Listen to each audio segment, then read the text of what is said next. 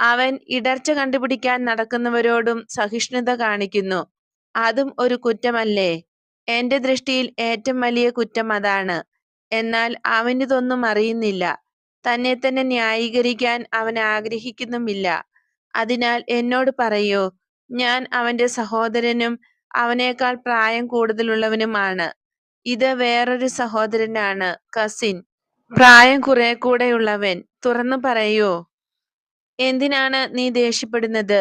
മിശിഹായെക്കുറിച്ച് ഞങ്ങൾ മോശമായിട്ടാണ് സംസാരിക്കുന്നതെന്ന് നീ വിചാരിക്കുന്നുണ്ടോ?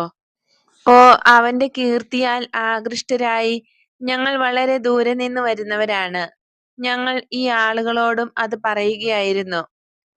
കള്ളൻ, എനിക്ക് നിന്നെ കണ്ട് അറപ്പാകുന്നു. നിന്റെ മേൽ ഞാൻ പുറം തിരിഞ്ഞു കളയുന്നു. ഇങ്ങനെ പറഞ്ഞുകൊണ്ട് അൽഫേയുസിന്റെ പുത്രൻ യൂദാസ് സ്ഥലം വിടുന്നു.